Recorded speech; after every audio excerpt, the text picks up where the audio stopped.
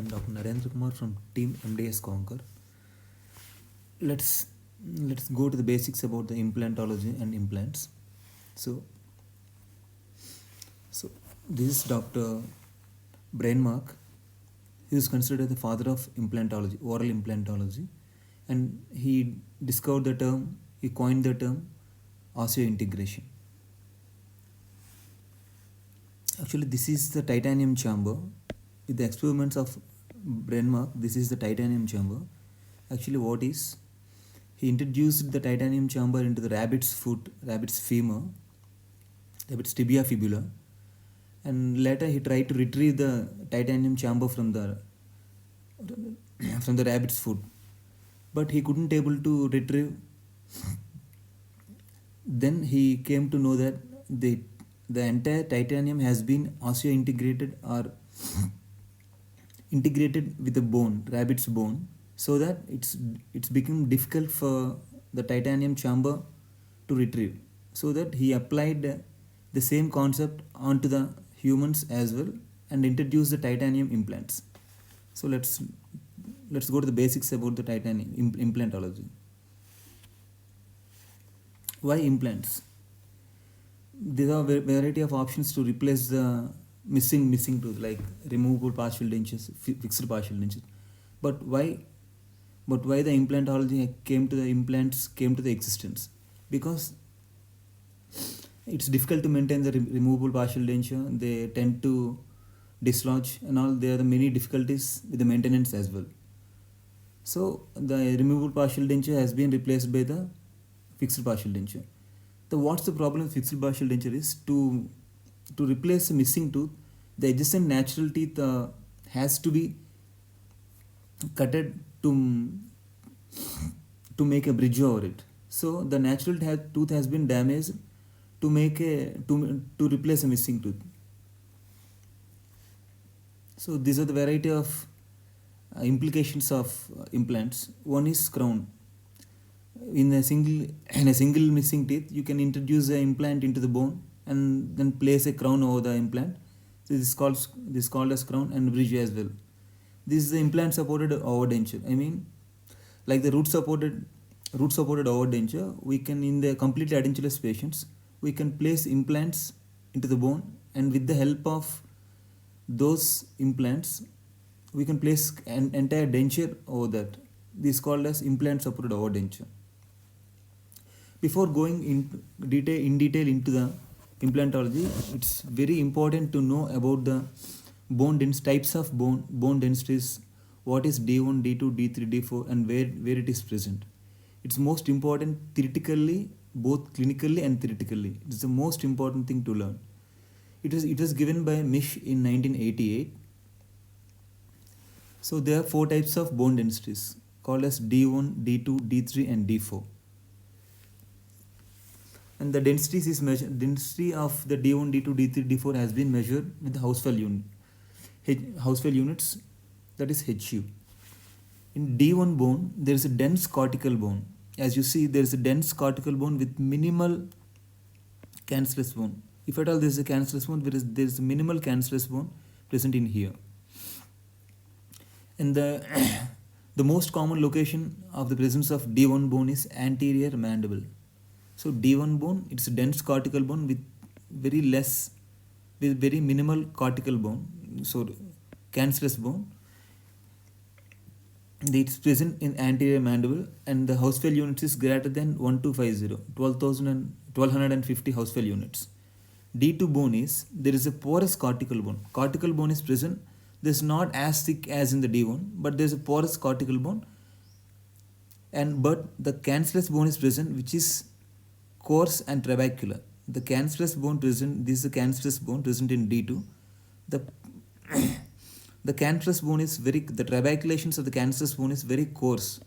And the outer there is a cortical plate. Definitely there is a cortical plate, but it won't be as thick as in the D1. The cortical plate is a little bit porous. Most common locations are sometimes anterior mandible, posterior mandible, and sometimes the anterior maxilla might contain D2 bone. Anterior mandible and posterior mandible, and the anterior maxilla might contain the D2 bone as well. Most commonly, the posterior mandible is considered to have D2 bone. Sometimes the anterior maxilla also. The HU units 850 to 1250. It's the range between 850 to 1250 Housefeld units. Let's come to D3. In D3, there is a cortical plate. See, as you see, there is a cortical plate, but it's very thin cortical plate. The cortical plate present here is very thin. And between the cortical plates, there is a cancellous bone. As you see,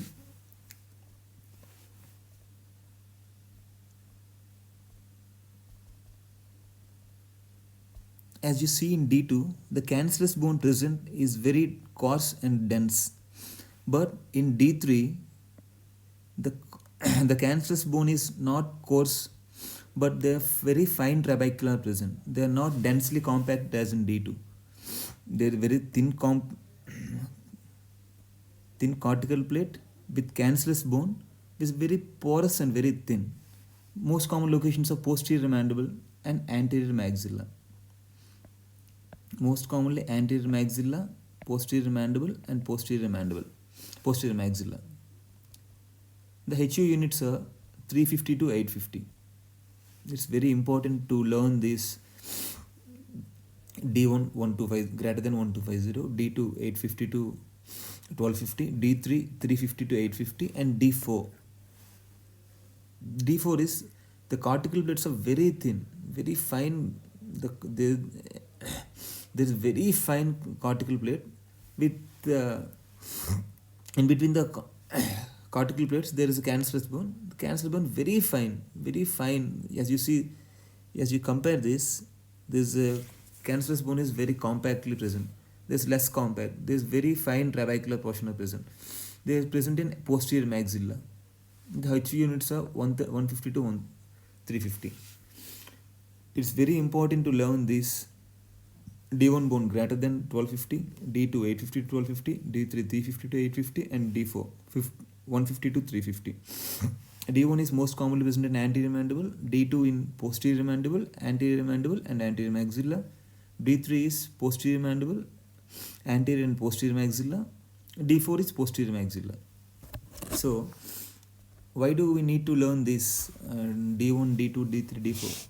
What are the clinical implications? Because if we place an implant in D4 bone, the cancellous bone is very fine. It takes lots of time to osseointegrate. The placed implant, if you place an implant over here in D4, that is a posterior maxilla, as the bone is very thin and very fine trabeculations are present, it takes longer time to heal than compared to D1 or D2. So,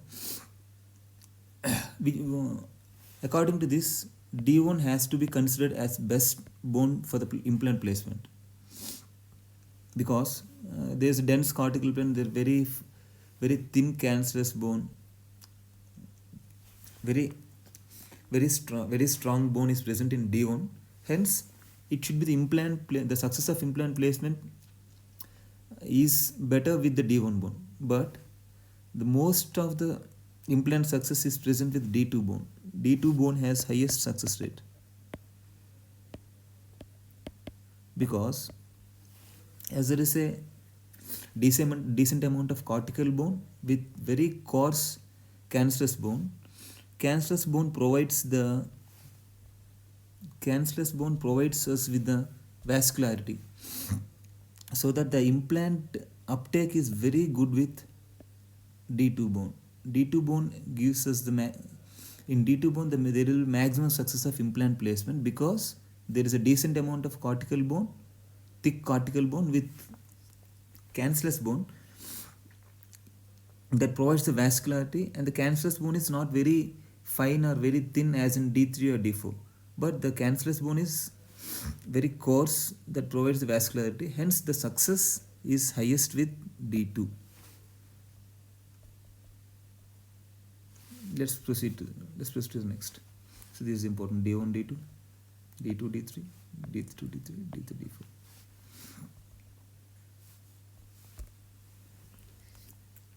As like Mish classification, sorry. as like misclassification of bone densities. There's another classification like Lecomon job in 1985. Quality 1 is compact bone. As you see, this is the compact bone. There's very homogeneous compact bone. In quality 2, there's a thick layer of compact bone. This is the compact bone. This thick layer of compact bone surrounding a core of dense and trabecular bone. This is the trabecular bone. I mean, cancerous bone. It has dense trabeculations with a thick layer of compact bone as well. But in third quality, quality 3, the cortical bone is very thin. As you see, this is a thickness of cortical bone. This is the thickness of cortical bone. This is the thickness of cortical bone. There's a very thin cortical bone surrounding a cancerous bone with dense trabeculations. Trabeculations are dense. So you see, there's a dense trabeculations. And the bone strength is favorable because the cancerous bone is present. There is a minimum amount of cortical bone. There is a cancerous bone, but the cancerous bone has dense trabeculations. Hence, it is a favorable strength. There is a quality 4. As you see, there is a very thin cortical bone. There is a cancerous bone, but but the trabeculations are of low density. Very fine, very widely spaced trabeculations are present in the cancerous bone. There is a low density trabecular bone. Hence, it's unfavorable. This one is a favorable bone. This one is a favorable bone. This one is somewhat favorable bone. Okay. Let's go into the classifications. How the implants are classified. As we see previous 2 slides, we classified the bones depending on the densities of bones, amount of cortical bone, amount of cancerous bone. Within the cancerous bone, the trabeculations are they fine or coarse. According to them, the bone has been classified. The bone onto which the implant has to be placed has been classified. Now, this is the classification of implants based on implant design. Implants can be classified based on implant design. Implant attachment mechanism it's called as histological.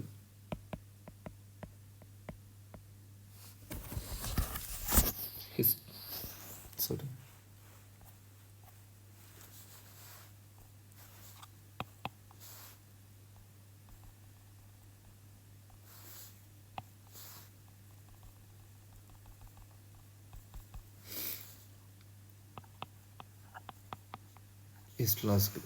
Implant attachment mechanism means the attachment between the implant and the bone based on the macroscopic design of the implant body and the surface of the implant and the type of the material with which the implant has been made.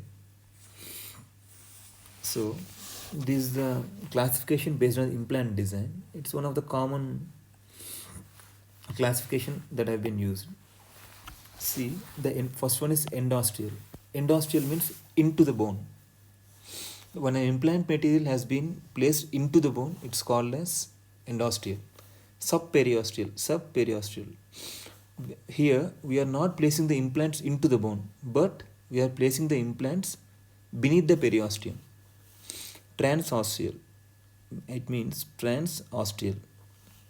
We are traversing the bone through and through. Here in endosteal, we are placing the implant into the bone, not through and through. But in transosteal, we are placing the implant through and through. Intramucosal means just into the mucosa. Whenever there is a thick mucosa present in flabby ridges and all, when there is when we need sufficient anchorage, we can place the implants into the mucosa and take the anchorage from the mucosa. That's intramucosal. Within endosteal, there are further 3. It can be classified further 3 types. One is ramus frame. As you can see,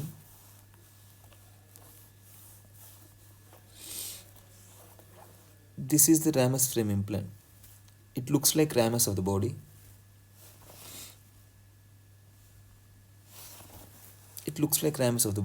Here, and plate-like thing, a ramus plate-like thing is introduced into the symphysis area. This is called as ramus frame. Root form means implant is the shape of the implant is just like the root. blade form implants are present. Let's see what are the blade form implants. See, this is the blade form implant. This is the root form implant. It just like the root, placed into the bone. It's like a blade. Endosteal.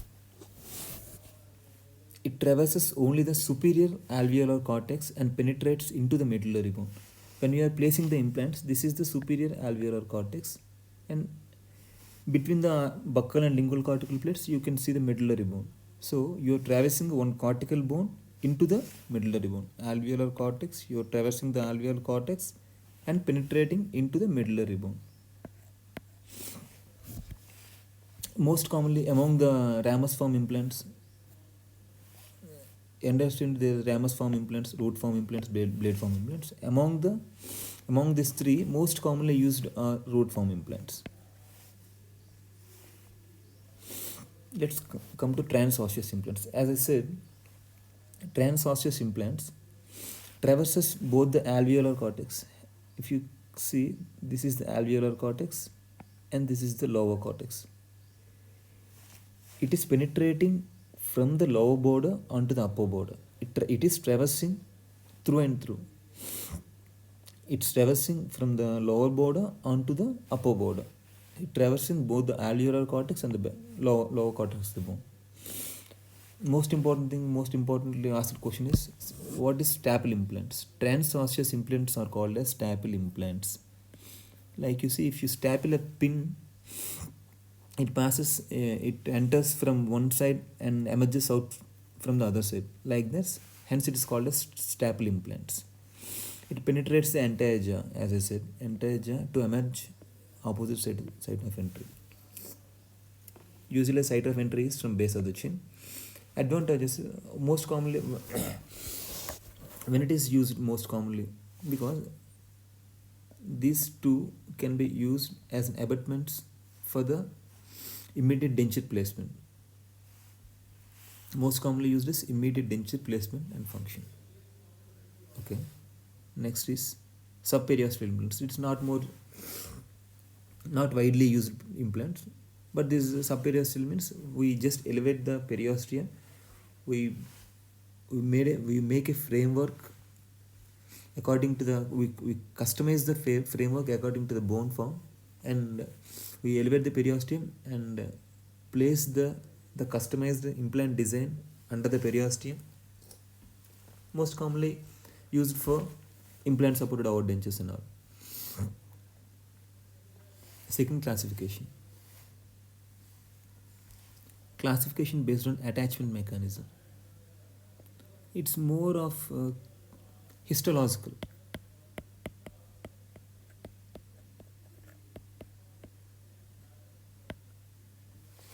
I mean, there are two kinds: osseointegration and fibro-osseointegration.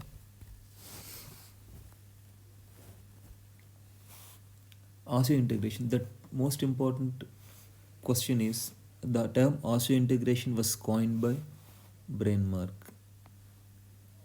He is considered as father of implantology.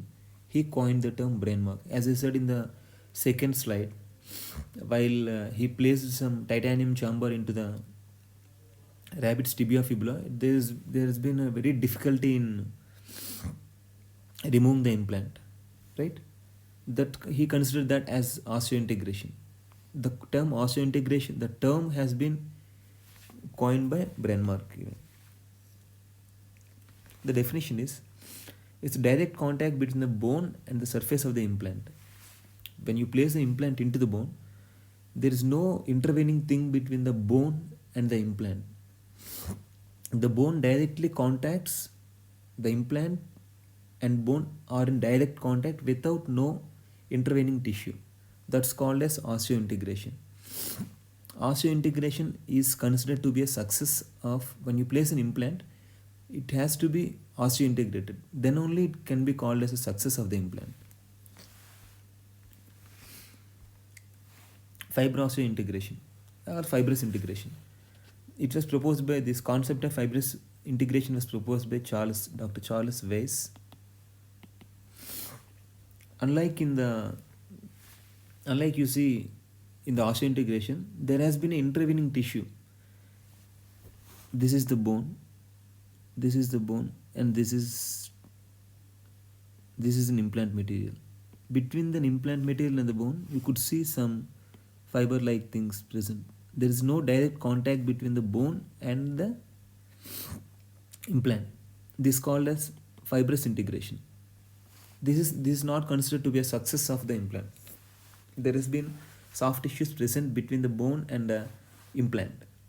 This is not considered to be a success, because whenever there is a direct contact between the bone and implant, there won't be any mobility of implant over the long period of time. But when there is a soft tissue intervening between this, there are chances that implant might get mobile, implant might get failure, implant might not be able to take the occlusal loads, larger amount of occlusal loads in the posterior mandibular areas and all. So it's not considered to be a success. It's considered to be success. See, this is the bone. This is the bone. And this is the implant. There is no intervening tissue between the implant and the bone. This is called as osseointegration. This is fibrous integration. It's given by Charles Weiss. It's not considered to be a success. There is a soft tissue interface between the bone and the implant, just like the periodontal fibers of the natural teeth.